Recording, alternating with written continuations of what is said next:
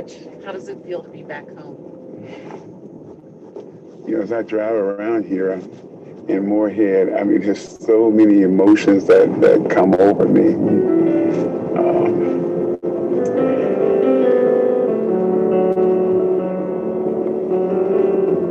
It is so powerful. You just understand. I'm actually sitting in a car that I could not have gotten in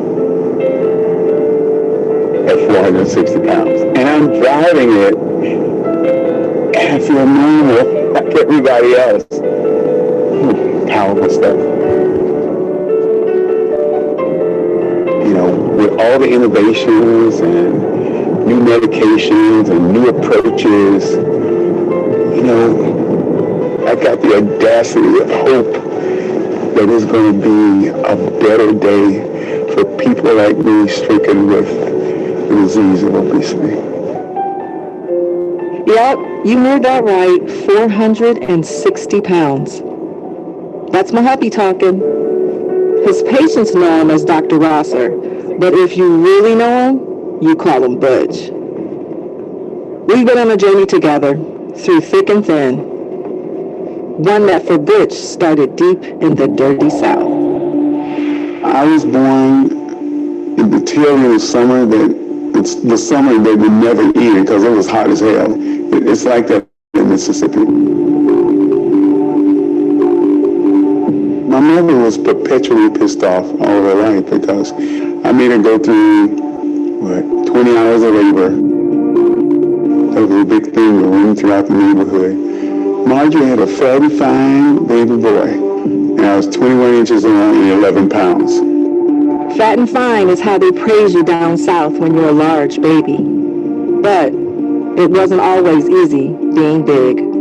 As a young boy, Butch was always oversized, no question. I mean, when I tell you that Butch was big, he was big. He really was. Oh, yeah. I think he ate up everything he gave his hand on. That's one thing he liked to do as a child. He didn't miss meals, and he didn't miss a place. Oh, they definitely love Butch down there. So much affection. But even well-intentioned love can hurt. I never bothered to talk about his weight because he was my best of friends. But kids are always kids, and they don't change really. And they may not say it to your face, but they say it. I had these pudgy cheeks, and everybody would love to pinch them. They started using the C word. The C word stood for chubby. That was the first time where I kind of knew that my body was different. He knew how to cover for his insecurities. He would laugh it off and go get on, but deep down inside, you could tell it hurt. Around first grade, I could actually get in some of my dad's shirts. In 8th grade, I was showing up taking his clothes. Oh, 8th grade, I'm 2-something. Then, the summer that I was 15, and I got on the scale, and I was like, 305. Yes, 6'2", 305. Go ahead. Yeah, Butch was a big guy long before we met and fell in love. See that? That's me, Dana. But don't get it twisted. He was hardly alone. Obesity is so prevalent that people don't recognize it anymore. 40% of the adult population of the United States qualifies as having obesity. The vast majority of people are people who are all around us, people you see all the time. Butch represents many thousands, hundreds of thousands of people in our country today. The public still doesn't really recognize that obesity is a disease. There's something physical pushing back against people's effort to lose weight. Let's bring it back memories. See, here was the practice field. I was 6'4", and benched 500 pounds and ran a 4.85 on AstroTurf and dunked the basketball. Well, I've never seen this. You know, this is my first time. I know it was in if you play in sports. And then track season, I remember making, because I was throwing a shot put, we'd be over here. Butch was going to be the best. He's going to get you. Whatever it is, Butch would give it all he had. I mean, he would go in, and he went in all the time. Yeah, I thought I could maybe become acceptable, if that makes sense. I wanted to say, he's an exceptional big guy. I call it my compensatory phase. Oh, you too big to me. No, watch me school you. Oh, you gonna talk about me, call me fat, and come up with me? Yeah, do that problem like I did and walk away. I was dropping the mic before dropping the mic was known, because it was a personal battle every day. Weight wasn't the only thing heavy about my boo. From a young age, he had big dreams. But on his way to becoming a world-class surgeon, Butch started paying even less attention to himself. And like many folks, the weight crept in. Someone who is 100 pounds overweight, it's a reflection of profound damage to the nerves that are responsible for controlling body weight. And that's what actually is making it difficult for someone in that weight range to lose weight, because the control mechanisms are totally busted.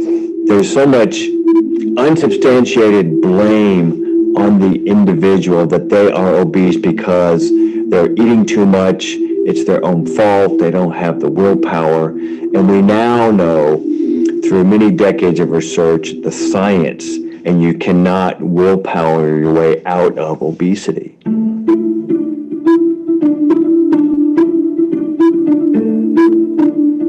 It's like, I call it a obesity ninja. It creeps up on you insidiously. Because it's hard to tell 10 pounds a year if you're already 6'4", 300 pounds. And that's what happened to me. My clothes got getting bigger. I tried everything, and I mean everything. And nothing was working. In a way, I was highly functional, but running from that dark cloud of depression. 450 pounds.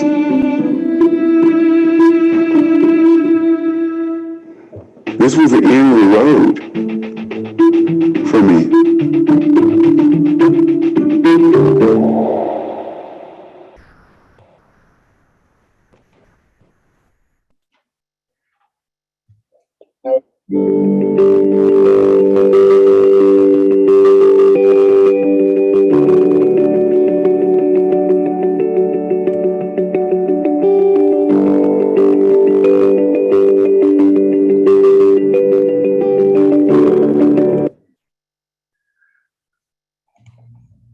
Good evening, National Baptist Convention. Good evening, good evening, good evening. Welcome. We hope that you enjoyed that video to get us started on tonight, and we are excited about the opportunity. Guess what? Not only did we show the video, but in a few minutes, you'll get a chance to meet the people who were in the video. Yes, and that includes good evening. My name is Michael Miner. I am the National Director of the National Baptist Convention USA Incorporated Hope Health Ministry. And we bring you greetings on behalf of our president, Dr. Jerry Young. We also want to recognize our General Secretary, Dr. Alvin Edwards, the chair of our Federal Faith-Based Initiatives, Dr. Dr. Alvin Love, and all of our team at Hope. Well, this evening we are truly blessed. We have our chieftain with us tonight, Dr. Jerry Young. We're going to allow him to come before we even get started so he can get us started and share with us some remarks. Dr. Young, good evening, sir. Hey, good evening, Brother Michael. How are you? And good evening to all of the persons who are participants and those who are indeed joining us this afternoon to be a part of this tremendous webinar.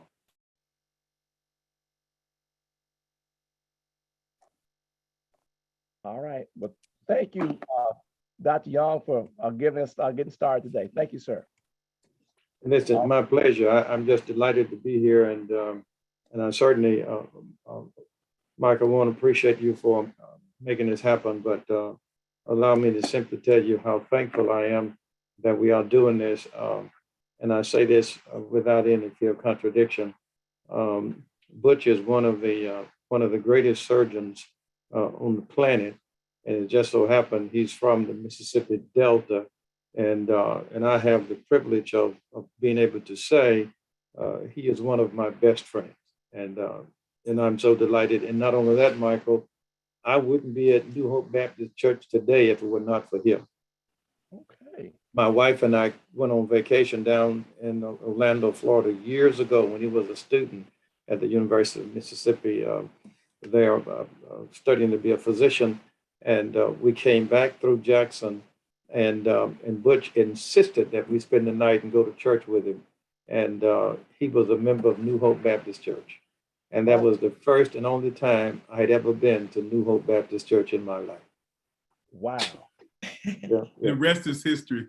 And the rest is a great guy. What a tremendous guy, friend he is, and been a friend. I mean, literally, I guarantee you, I can say this without fear of contradiction. He's been a friend of mine probably 45 years or something in the neighborhood. And just a great guy. His record is impeccable in terms of what he does. And he has such a tremendous record. And what is so magnificent about him is that Butch actually does surgery, but it's minimally invasive in terms of what he does. The guy is just a phenomenal guy and an outstanding wife. And so I'm delighted and privileged that we're having him. And he is an outstanding physician, but he's a fine friend of mine. And I say too, I'm delighted that he's a fine Christian. Yeah. Amen. All right. Well, thank you, Dr. Young. And look, Dr. Young, while we have you on here, I certainly know that I will join you in reminding everyone that we have a big event coming up in June, our National Baptist Congress. And so we want to be supportive of our National Baptist Congress coming up in, as what Dr. Young, I'm sure would say, the greatest city in America, Jackson, Mississippi. Oh God, today. Thank you, Brother President. Hey, thank you very much for that. All right. Okay, thank you, Dr. Young, again. And this evening, for our TempleCare Matters, we're going to do our obesity in Black America. We're also going to share a few things about our Let's Move National Baptist and health and services, and a little bit about our mental health efforts. Look, you all, whether you're on Facebook, whether you're on YouTube, or whether you're on Zoom, come on, let's show some love for your state convention, your church, where you're from. Let's type it up. If you got questions or whatnot, look, we have some powerful folks, wonderful folks here. In order from Mississippi, they're down to earth. We want to be able some questions. You got a chance to see the video. That was a surprise. We want to make sure to ask and to be informed on tonight. All right. So now we also want to remind you, we got to think about our sponsors. This webinar is sponsored by the NIH All of Us Research Program. And this is an effort that we've been a part of for several years. It's from the National Institutes of Health. And the whole effort of this is try to get 1 million or more people to sign up for medical research. You can learn more about it at our landing page, which is joinallofus.org/NBCUSA. That's joinallofus.org/NBCUSA. All right. We also remind you all that we continue to be in this COVID-19 pandemic that's moving to an endemic, but we're not to a no-demic yet. So let's make sure we do everything that we can to stay boosted up and to be social distance and all that good stuff so that we can be around a little while longer. As the folks have always say, I want to see the Lord, but just not today. All right. This webinar is the third in the series of our first Tuesday TempleCare Matters webinars. It's involved into hybrid events, and we thank everybody tonight who's also having a watch gathering across the country. Some of you all have assembled in your homes, in your church fellowships hall, and other places to watch this together. So we appreciate that. And we're working now to provide you, before we have our sessions, a toolkit so you can be more interactive with those folks who are watching with you in person. So as we said before, we're focusing on obesity in Black America. And I am, Dr. Young and as always introduce his friend. Let me say a few things about Dr. Rosser first. Let me add him to the spotlight here. He's a world-renowned surgeon, educator, scientist, inventor, author, futurist, social advocate. Look, and we're giving the abbreviated version tonight, okay? Self-proclaimed terminal 12-year-old.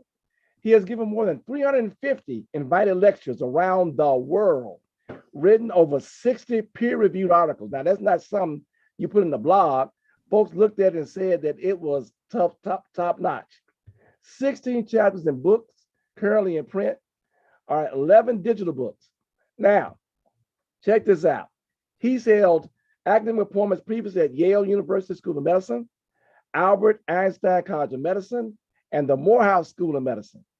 He is currently clinical professor of surgery at the University at Buffalo Jacobs School of Medicine, and biomedical sciences. What a name for that school. He is the past president, vice president of Society of the laparoscopic surgeons. I got it. Okay, good. And was recently elected to the board of the Society of American Gastrointestinal Endoscopic Surgeons Board. Ooh. He is practicing general surgeon and director of the Center for the Advanced Treatment of Heartburn at Gila Regional Health Center in Silver City, New Mexico. All right, Dr. James C. Butch Rosser Jr., panelist number one. All right. Now. Oh, yeah, well, you got to take care of the girl. Oh, you got to take care of the missus. Yes, there, exactly. Right? After you had me pronounce all those hard words. You can say, anyway, all right. Next, we have Dr. Dana Rosser. All right.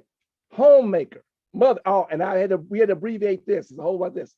Author and wife, married to Dr. James Butch Rosser Jr. And last I heard, she's still happy about it. A world-renowned surgeon. Dana's dedicated to educating people how to support a loved one's challenge with obesity. Dana takes a unique vantage point of offering comfort and understanding from the often overlooked spousal family member's perspective. Her focus is to lead the mass of supporters out of seclusion, address their emotions, and help them navigate through the delicate issues of caring for a loved one who is nutritionally challenged. Through her efforts, she hopes to aid in strengthening communication of the family unit as they learn to conquer this obstacle as a unified front. Woo! I'm almost done.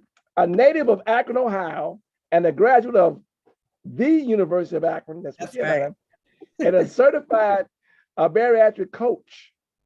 Dana is the author of Through Thick and Thin, Facing Obesity Through the Eyes of a Loved One, and co-authored Unbreakable Spirit, Rising Above the Impossible with Lisa Nichols.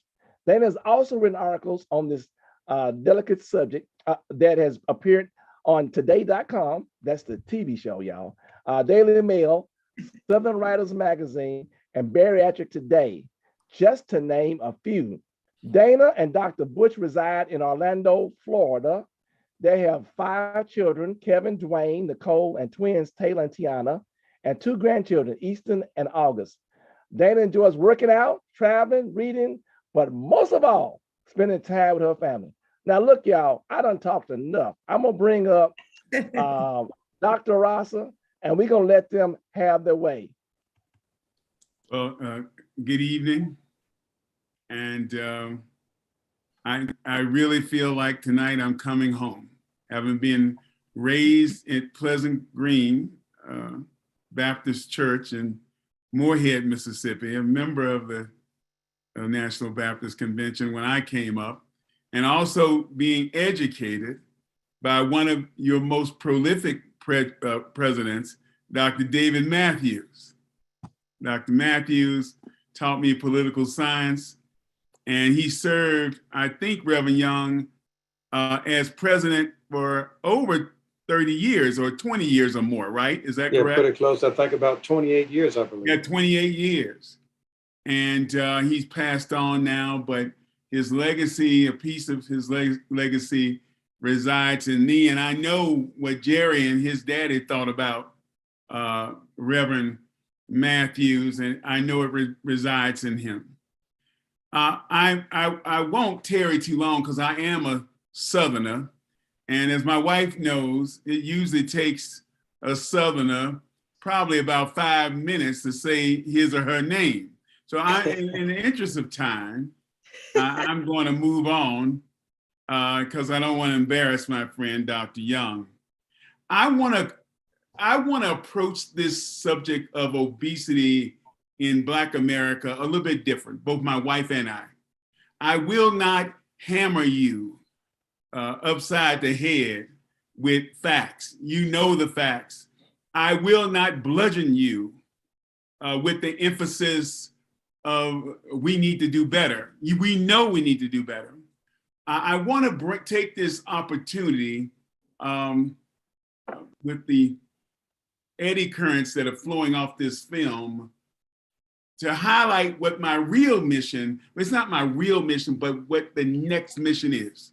And that is, Dr. Miner, to be fat and Black in America is a double whammy that is not a hill that people should have to climb. So tonight I'm going to introduce you to what it is to be fat and Black in America. Now I use that word fact not to condone that word, but to really announce that that is the new 4-letter word, because these type of terms are inappropriate for people like me who are challenged to balance energy and food consumption in a positive sense. I want you to understand that when you are challenged with excess weight and you are Black in America, it is a row that you don't want to hoe, and it's a tough row to hoe. Now I'm bringing my roots up, right, Jerry, with that one, because we were raised in the Mississippi Delta, and we had to do something called chopping cotton. Yeah, man. And when we go out there at 6 in the morning, when you're chopping cotton, what we wanted to do to get in on an easy row. I didn't want the row with the Johnson grass. I didn't want the row with the gumbo mud, Miner. We were trying to get the easy row, because let me tell you, when you have to chop that tough row, and Jerry can tell you, that is a hard $2.50 to earn in a day. So it is a tough row to hoe, and I want you to be aware of that. I don't want you sashaying around here thinking that you don't have a double whammy, because you will not be prepared to overcome it. When I was 460 pounds, going up a stair, I was suffering. When I had to stuff 460 pounds in an airplane seat made for someone 5'10" and 175 pounds, I was suffering. When I'd sit on a commode in South Africa at Sun City, one of the first Blacks to speak there after apartheid, and be cheered as I drove up, and then they had to help me because when I sat on the commode, it crumbled like dust, and they had to help me out. I'm telling you, I was suffering. And you have to understand about suffering because the only way to overcome it is to be aware and be prayerful and put those things in place so you succeed. That in Black in America, it is a tremendous burden to bear. And you have to be aware and you have to prepare. So people don't look at you the way they look at everything else. I asked when I did a TED Talk on this, would you feel the same way with a diabetic going into a dialysis center? Would you have the same posture seeing somewhere whose hair has fallen out under the ravages of chemotherapy to try to overcome cancer? Would you have the same disposition with a drug addict that was in rehab trying to get his life straight? And I won't pause. I'm going to answer it for you. No, you would not treat them as you would someone who is nutritionally challenged and have excess weight. And why I'm saying this is not just for the people of size like me. I'm talking about those people out there who would look at us and Christian folk in the National Baptist Convention who would look at us and with disdain because you think I'm unclean, I'm unhealthy. And all of those prejudices that you have. And I'm not talking about anybody else. I'm talking about you because you aren't stricken with this disease. You came here to hear a medical professional spew out facts. You won't get that from me. I'm not built like that. Dr. Young knows that. I'm willing to fight the fight. I'm willing to stand up for what's not popular. I'm willing to say what you don't want to hear, but God wants you to hear it. You have to have wide shoulders and big feet to walk the walk I've walked all over this planet. So I'm going to pause right now, but I hope I put you on alert that there's work to do. And it's not about learning numbers. It's about joining forces and knowing the challenge. You have a double whammy on your back and you have to carry it. And also more than that, for the people who are out there that are fat shamers, you have to do better. You must do better. You are commanded by God to do better. All when you snicker, when you say a bad thing about someone for your amusement, you are not part of the solution. You actually are the problem because scientifically it's been proven when you fat shame, when you call people out their names, when you try to make them go to the doctor, you keep them from going to the doctor because you have shamed them. So this evening I say hello to you. Hello to you knowing better. And now you have to be about doing better. Now I finished my little different angle, but I want to bring my wife on board because she's going to let you hear the song that no one hears song. She's going to illuminate the choir that people forget, and that happens to be the people who dare to love folk like me, the supporters, the family members who are forgotten because you have a tough road to hoe also.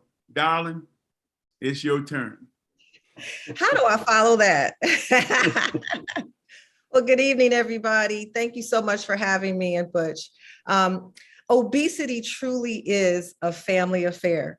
Whether you know it or not, it's 29 million people in America that suffer from obesity, severe obesity. When I say severe obesity, I mean 100 pounds or more over their weight. That's 29 million people.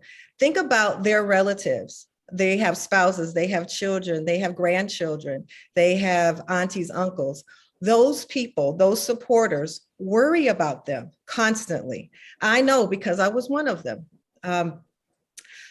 I met Butch, well, me and Butch met in church, actually, at the House of the Lord in Akron, Ohio.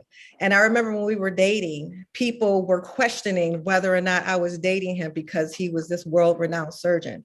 Because at that time we were dating, he was 460 pounds, and people thought that I was dating him because of the fame and fortune. So they were putting their beliefs on me. And that was really heart-wrenching for me. Here I am, an educated woman, had a great job, could take care of myself, but people thought terrible of me because I was dating someone who was big, who was different. I saw past that. I saw Jewel. You see how the guy is. He is charming. He's lovable. I fell in love with him. I fell in love with all of him, but people judged me for being with him. I was fiercely protective of Butch. I remember when people would just like stare at him or laugh or get off the elevator. If we were going to get onto an elevator, I always would mean mug people. And I'm a pretty happy-go-lucky person, but I found myself changing. I saw your stares when people would, laugh or just giggle or whatever. I remember when we were walking on an airplane and people would look at Butch like, oh God, I hope this guy isn't sitting next to me. And I understand that you want your seat, you have your seat, you want it. But as a loved one, I saw your looks. So you weren't just hurting my husband, which he saw it. I saw them too. And that really hurt my spirit. And so I went in again into protective mode, trying to somehow, I couldn't stop the looks and the stares, but I could do my part in maybe, making him look elsewhere so he wouldn't see other people. I just wanted to protect him from all those people out there who were fat shaming. And I also constantly worried about his health. I wasn't blind to the fact that my husband was severely obese. He had medical issues. And I constantly worried. He dealt with sleep apnea. And I always felt like he was going to stop breathing in the middle of the night. So a lot of times I did not sleep well because I was afraid that he was going to pass away in his sleep. That is just no way to live. But I, at that time, didn't know how to express that to someone. So I just kind of took it upon myself and just live life every day. But I had that the anxiety and the depression of thinking that when the phone would ring, I would think somebody's going to call me and tell me that my husband had a heart attack. I mean, he's a surgeon. So I'm thinking, oh God, this is just, so stressful for him. Someone was going to call me and tell me that. And living with that every day is not fun, which really caused me to have anxiety. Our quality of life suffered. We didn't really want, or Butch didn't really want to go out places because, the seating wasn't appropriate for him. And so because of that, I stayed home with him. And a lot of times I wanted to go out places, but I didn't because he didn't. So in a way that made me sad and I felt lonely. So and if I did go out places with my friends, which was very rare because I always wanted to be with him, I felt guilty for being out with them. So I never could really get into a really happy place with me and Butch. I worried so much about him and his health that I kind of lost myself. I wasn't doing certain things or exercising and doing the things I should do. And I'm not blaming him for that. Please hear me on that. I was just so worried about him and I was into what he was doing and making sure he was okay that I just kind of lost who I was. After a while, I didn't know what to do. So I sought help. I went to a counselor and I remember the counselor telling me that she felt like I was suffering with severe obesity without actually carrying the weight. I was losing myself. I was doing things that I wasn't normally doing.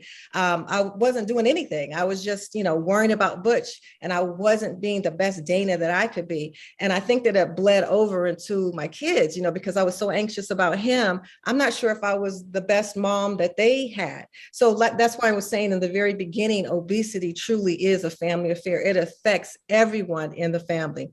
I also went to look for books. I went to look for support groups because just like with someone who has an addiction to alcohol or drugs, they have a family, portion of that called Al-Anon, where they can get support for the family members. And obesity is a disease. So let me just make that clear. But there was nothing for people like me, a spouse, loved ones, who just wanted to know how to support their loved one. What tools could we have? Was there somebody else out there just like me? How do I even start the conversation? There was absolutely nothing. I looked. And because of that, God put it on my heart to write a book. And my book is entitled Through Thick and Thin, Facing Obesity Through the Eyes of a Loved One. I was motivated by the Lord, as well as Toni Morrison, who said, if there's a book out there that you want to read that has not been written, then you need to write it. And that's what I did. I have a book and I also have a workbook. So those supporters out there, I want to just talk to you for a second. If you have a loved one that is suffering with their weight and you need to talk to them, first of all, I want you to find your why. Why do you want to talk to them? Is it because you're concerned about their health? Is it there's fertility issues? Is there quality of life issues? Are you not attracted to them anymore? I mean, let's just be real. What is it? What is the reason why you want to speak to your loved one? And then once you get that why, once you pray on that and meditate, talk to a close friend, talk to a counselor or clergy, and kind of just almost do a role play of talking to them before you actually talk to your loved one. And it will ease your pain, because this is not an easy subject to talk about. It truly isn't. Trust me, it's not. But you need to really express your feelings as well. You have a right to talk about how you feel. Now, the way you talk about it is key. When you do finally talk to your loved one, you need to lead with love. Do not give anybody an ultimatum. Don't say, you need to lose 50 pounds or this. Don't try to be the food police. Come from a loving place that, tell them, listen, this is hurting me. Don't try to change them overnight, because that's not going to happen. If you can just express how you truly feel in your heart and come within in a loving environment, talk to them, hold their hand, look in their eyes, and tell them, look, make obesity the enemy. Don't make them the enemy. What can I do? You ask them, what is it that I can do to help you? Can I help you with your meals? Can I help you? Can we walk together? What is it? Just just find out what it is that you could do to help. And I know that those three things can help you on your journey. Also, I'm just so happy that Metaflix put this film and documentary together for us and told both of our sides of the story. You saw part one. There is a part two to this as well. And if you want to go and see the full documentary, go to www.mediflix, mediflix.com, and you can see both parts of the documentary for free. So I want to turn it back over to you, sweetie. Well, may I say something, baby? Yeah. This is what I like to say. The approach, Dr. Miner and Reverend Young, that you take is so important. I have a little thing that I came up with, because when you think about talking to a loved one about excess weight, think PTA. After you get your why, you have to leverage patience. Mm-hmm. You have to really wait the right timing. Yes. And like Dana said, you lead with affection. You lead with love. I did not know what I was doing, Jerry. I did not know what I was doing to her. And once that was illuminated, we went on a journey. It was unbelievable. That girl was pregnant with twins and went with me to a stay away obesity camp at Duke to help me get started. The first week she lost more weight than me. She had twins. Now that's dedication. Now, not many people do that. And then the other thing that she used to do with the stealthy, healthy eating. I thought I was eating hamburger. No, I wasn't. It was turkey. I thought I was using a salt shaker. No, I wasn't. It was Mrs. Dash.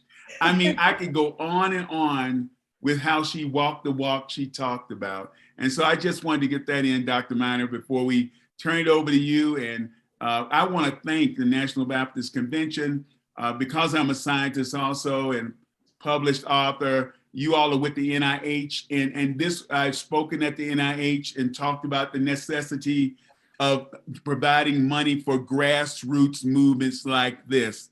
And I'm so proud after speaking there about that. I did not know until the night that you all were part of my dream come true. So God bless you and what you're doing. And if you ever need me for anything, well, Jerry knows this, Dr. Manor, you just call, and we're family now. Thank you all so much. Look, don't run off too fast. We have a couple of questions. Yes, we did receive, and Dr. Young has been super excited about that. We are the first group of our kind to receive a grant from the National Institutes of Health. It's a 5-year grant for $750,000. And we just got word that we're hoping that not the next coming year, but the following year, they've looked at the work that we're doing and they've already asked them to give us more money. So we're just happy glad. I know Dr. Young is also double happy glad. Okay, for that one. So look, we have a couple questions for you now. Yes. People want you to expound on this phrase you use, nutritionally challenged. Well, and Dana, she'll have her angle, I have mine. It was a way to present the problem in a more kinder and gentler way. Mm-hmm. I mean, I believe language is where we all can start to heal folk. Language is the key to making a step forward. That's why I said that fat was the new it was a new 4-letter word. In fact, it's worse than the N word. And so early on, I tried to construct this, and Dana, we both were together and say, okay, you call, instead of calling people fat and this, just understand it as the disease, and part of the disease is balancing the nutrition that you bring in with the calories that you burn off. So it was my effort even back then to have a kinder, Dr. Miner, a kinder and gentler projection of this to the public, because the fat shaming is just been growing and growing, and it wasn't constructive. And Dana, go ahead and give your part. Yeah, and just obesity in general, morbidly obese. I mean, it just sounds like death, Yeah. So when we were talking, it was like, okay, what can we do to put it together? And what you said is right, nutritionally challenged. It almost kind of gives you a hug. It makes you feel like, okay, I can do it, as opposed to you're morbidly obese. It just sounds like that's the end of the world. You can't get any help. There's no hope. So nutritionally challenged sounds better to us. And that was a very good question. I think that's the first time we ever got asked. Right? I know that's right. From the right folks going now.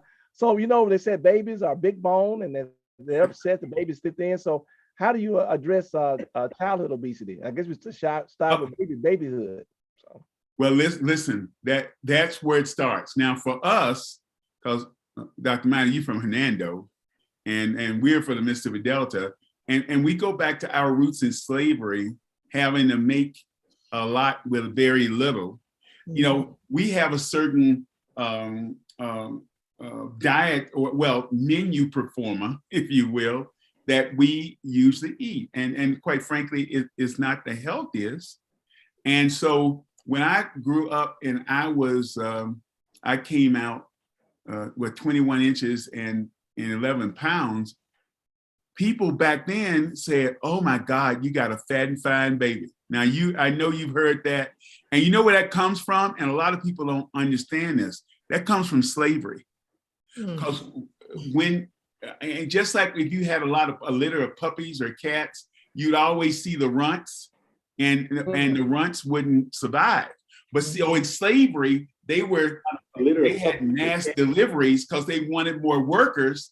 And so they go to the master, look at the babies that were born, and boy, the one that was the biggest, they start calling him fat and fine, and they thought that was good.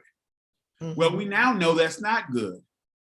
But we have kind of lagged, Dr. Miner and Dr. Young, in our understanding when the babies are that heavy, it just won't burn off, and that we have to start paying attention to it early.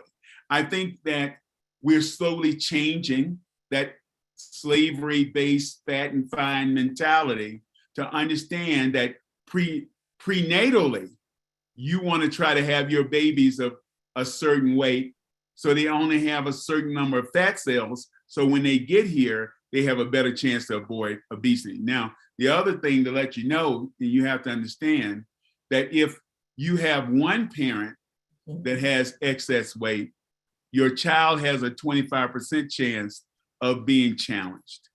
If you have both parents of excess weight, it's a 50% chance of your child being challenged. So therefore, you have to understand those facts and really put a plan in place so they eat healthier, they have a lot of activity, and also you're not going around there beating them up so much they're stealing food at night and hiding it from you. And if your child is doing that, it's not the child, it's you. So that's the things I want to share with childhood obesity. Darling, what do you think? Yeah, our children do have to watch it as far as their weight goes. And I just want to tell this quick story. I remember when the twins were little and we went to Mississippi, and I would feed the girls back home fruit and yogurt and all that kind of stuff. And when we went to your mom's house, there wasn't any fruit around. And I remember asking Butch, like, okay, well, can you take us to I don't know, it was Piggly Wiggly or whatever. Can you take us to go get some fruit and bring in? And I felt like his mom was kind of offended about that. And it wasn't that I wasn't eating, because what she was cooking was good. Okay. It was like fried catfish, eggs, grits, biscuits. I mean, you're going to go back to sleep after you eat it. You wake up and have it breakfast, but that was good. Don't get me wrong. But the girls weren't used to eating that. And so I remember me having to kind of juggle the traditions and the cultures and the deep South, and so I didn't want her to be offended by it. And so I was telling Butch, I don't know what to do. I mean, because the girls they were eating some of it, but some of them they were not eating. And so that was just a delicate dance that I had to endure. It's a cultural thing, it's regional, as you know. Yes, that's right. It was always a culture shock to come home with me, because there were different attitudes. Like, I call it crack tea, but better known as sweet tea. Wow, I never heard that. Good too. Wow. And y'all know what I'm talking about. You know what I'm talking about. So, so those are the challenges. And I would just say, lastly, be aware that while you do have influence over your children, just do the best you can and keep praying. Right. I mean, just keep praying as you've been doing, and that God will guide you in the right way. There's no Bible on this that you can really rely on, like the book we rely on for our faith. But there are things we can do. You're not helpless. Right. All right, look, I hope y'all not in a hurry. We promised to always get our main broadcast done by 8:30 Central. We have other things to cover. If you all would hang tight, we have some more questions coming in, and we have an after session that we go off social media. So if y'all hang out, we're gonna open it up and we'll go to y'all until y'all get, look, I said country, till y'all get tired. Will that work? No, he will. Okay. Yeah, sure. All right. So everybody else is watching, we're going to go in so that we can be true to our time. We're going to bring Sister Nettie in to give us an update on Let's Move National Baptist. We're going to cut off for probably about 8:30, and that'll be done with our social media. And then we'll hang out on Zoom until either you get tired, I get tired, or they get tired. Okay? All right. So thank you again. Okay, come on, Sister Nettie. Wow. This has been like a truly amazing conversation. And thank you so much, Dr. and Dana Rosser, for this transparent conversation. I was watching in the comments, and Sister Glenn said this is definitely something that we need to talk about more. So thank you so much for your sharing. And we're very excited that this is one of the 7 pillars of TempleCare Matters. So thank you so much for this truly powerful sharing. Really quickly, we're just going to hit on a couple of the other pillars, and we can get back to more questions with you two. And the first thing that we want to talk about is the monthly health observances for the month of May. One of the 7 pillars in TempleCare Matters is that we do want across National Baptist Convention churches to increase health knowledge and literacy. And so there are a number of health observances that are selected, and we'd like to get the synergy, the energy, the collective attention on certain movements in all of the churches across the convention. And you see on the screen now our monthly selections. We're highlighting the American Stroke Association, or for American Stroke Month. Stroke is the fifth leading cause of death and disability in the United States, and African Americans have a 50% more likely chance of having a stroke. Our Black men, 70%. So it's a very important element where we have tremendous disparity. So we really do want to focus on that information about FAST so that we can recognize stroke, get treatment so that we can increase survival rates and reduce disability. The second one that we're going to highlight is National Mental Health Awareness Month. And Sister Bettina Campbell, she's going to come on and talk more about this in a second. Y'all, the American Psychological Association, they do studies every year. And in 2020, they said that the mental health crisis that we were facing at that time because of COVID would yield serious health and social consequences for years to come. And the update in 2020 shows that many people are stuck in survival mode. So just as we're having these important conversations and information around obesity, we do continue that with mental health, and we're encouraging churches to do that during the month of May in recognition of National Mental Health Month. The third is National Physical Fitness Month, and that's right in line with Let's Move National Baptist. And you also do see on the screen a couple of weeks that we're encouraging, National Women's Health Week, as well as the Power to End Stroke. Now, how do we want you all to support our churches in doing this? On the next slide, you'll see a website where you can go on our H.O.P.E NBC webpage every year. We publish a list of the monthly health observances. You can download it by going to the H.O.P.E website, or if you just put in bit.ly MOU 2022, that stands for Monthly Health Observances, you can download that list. And you can also, if you are not already subscribed to the H.O.P.E Facebook page, we do hope that you are, that you will, and that you will also encourage members of your churches to do so. There, Dr. Felisa Washington does an amazing job, not only putting information, but also connections to resources, toolkits, so that you can just share the information that is being curated for the churches across the convention. So we do encourage everyone to please do take advantage of that so that we can increase our health knowledge and literacy across our churches. The next thing that we want to just kind of highlight really quickly, Dr. Minor, is an update on Let's Move National Baptist. I loved when Dr. Rosser mentioned the importance of grassroots movements.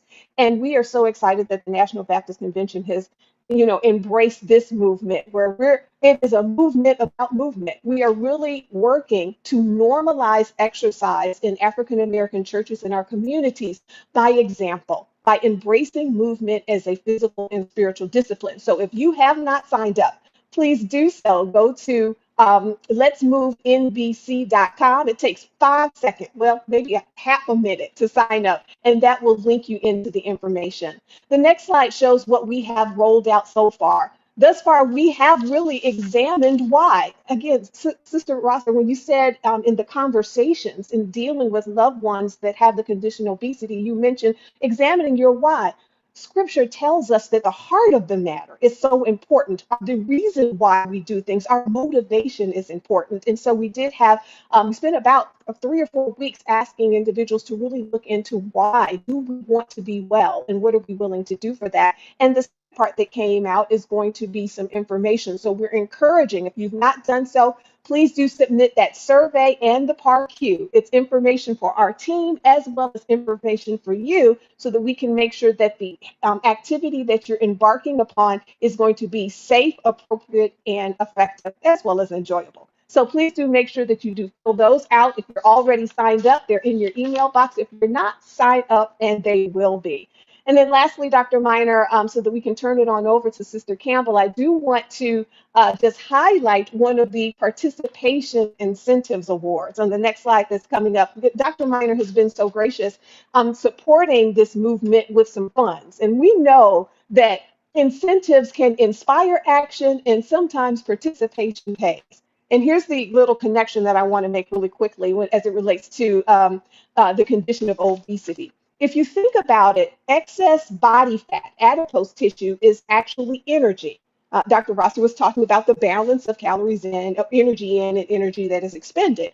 And if we take in more and we don't expend it, it shows in our body as excess adipose tissue. But what about knowledge, y'all? How often do we learn information? We hear it, we know what to do, and we don't do it, right? At some point, and scripture tells us that we're not just to be hearers of the word, we are to be doers. Knowledge is powerful when it is put into action. So, to encourage, not just getting information in this program about how to move more, we're going to encourage step by step along the way with incentives when people do actually take action, not just sign up in the program, but participate. So, today, y'all, we are actually going to give Dr. Minor how much? $100? $100? $100. We talking about to one individual now who is already signed up. Remember when we've been saying y'all sign up, sign up. We've been telling y'all sign up. There will be incentives coming along. So this Take about 2 person gallons of gas with it. Yeah. this person not only signed up, but we also saw that they watched the video that encouraged you and gave biblical support and exercises for you to determine your why. So while we just don't want you to sign up and say you in, we want you to do it as well. So we did a random poll, and this person has to be on the webinar. They signed up, they watched the video, and they're on the webinar. We checked. So Sister Carrie Whipper, let us know in the comments. Bravo to you. Yeah, You Carrie have Whipper. won. Hold on, You let got me have $100. You got $100. So Get your we want to blessing, encourage. girl. Get your blessing. I know that's right. Yes. Unmute Sister Whipper. So, Sister Whipper, Can you all pull her up so that we can hear from her? I'll be asked to unmute now. And to those who didn't get it this time, y'all, take your survey, do your part Q. We're gonna be checking, and we will acknowledge you. All right, go ahead, Sister Whipper. Sister Whipper, your mic is live. Go ahead. I guess your microphone's not working. Oh, but she's writing in the chat. She says she doesn't have a mic. Oh, well, you got $100. You might not have a mic, but you got $100. Your mic. Okay. But you have Sister Whipper's contact information and everything, right, Sister Annette? Yes, we do. And we'll be reaching out to you. God bless you all. And let's move, National Baptist. It's for our health and the glory of God. Thank you, Dr. Minor. Well, look, we just got one thing. Since we won't be meeting in July because the 4th of July on our June call, which will be June the 7th, we're going to give away 2 $100 prizes so that we can take care of June and July. So we have our next one on June the 7th, our first Tuesday. So congratulations, Sister Whipper from Charleston, South Carolina. Yay! All right. Thank you, that's Sister Nettie. Okay, now Sister Bettina Campbell is coming. All right, let me look at it, Sister Bettina. There you go. All right, it's all yours. Good evening, everyone. Good evening. We are really getting a lot of good information tonight.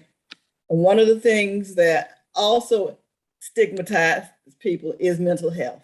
Yes.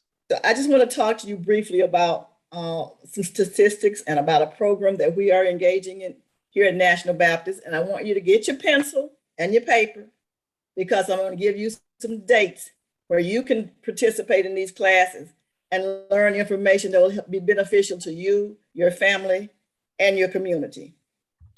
On average, 123 people die by suicide each day.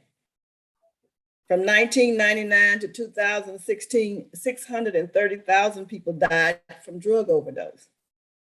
Nearly 1 in 5 US adults live with mental illness.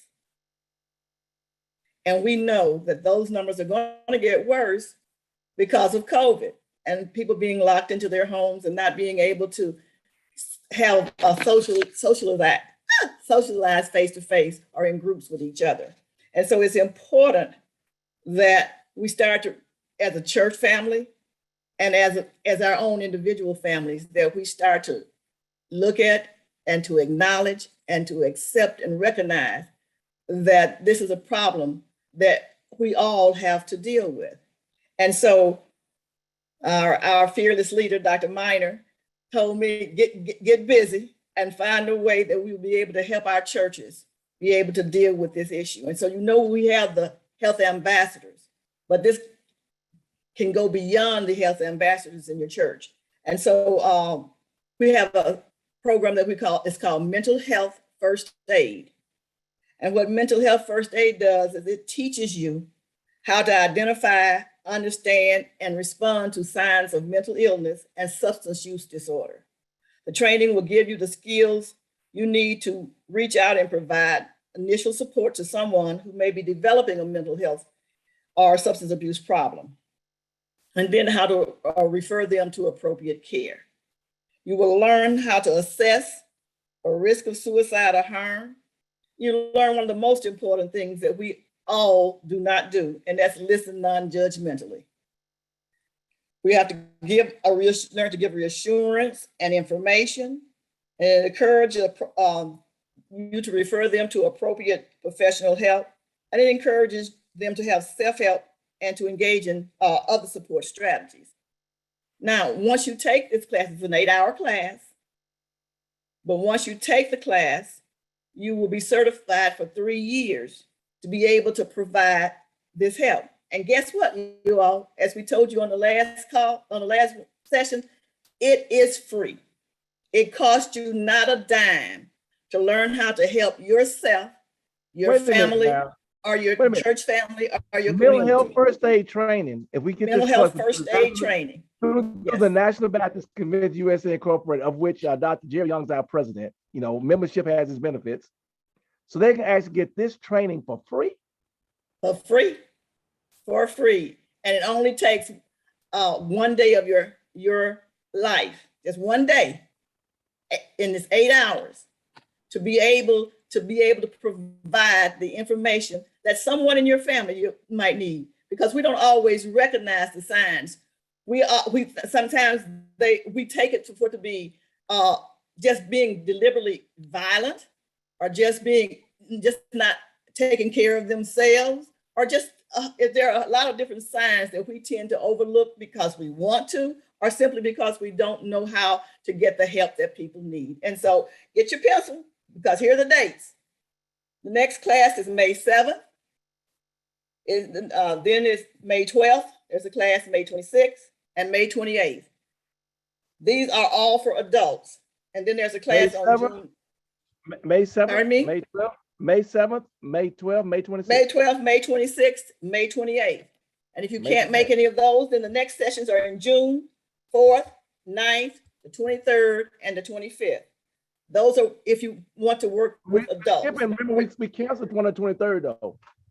Cancel the one on, okay. Remember, there's something special going on. Remember, something special going on in June 23rd. That's right. That's right.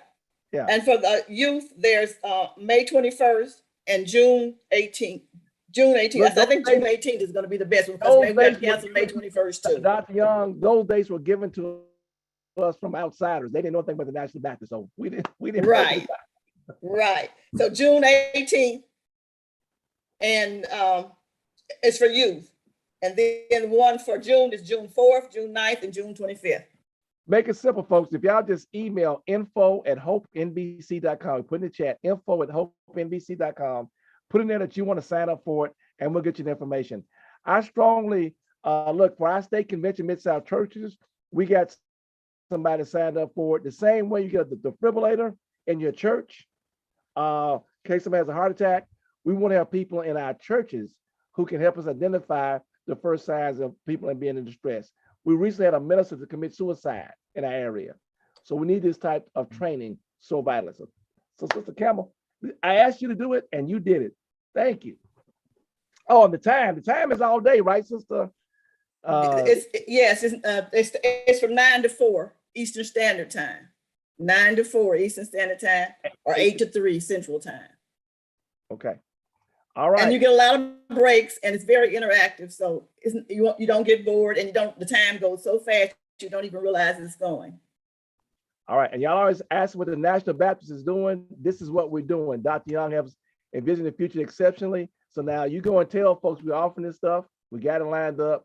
Let's enroll. I see some people typing their email in the chat. We need you to email us, info at hopenbc.com, and we will get you the information and we take care of it. So thank you, Sister. I think we'll also have it posted on the, I think Duke also has it posted on the website. Well, we're updating our website. It'll probably on our Facebook page. So just bear with us. Yeah, we had a host, and that host is toast now. So we moved to another one. So just email us, and we'll get the thing lined up. We want to make everything is top notch, okay? And then when that notch went below, we had to move on, okay? But thank you, Sister Bettina. Okay. All right. So we can wrap up.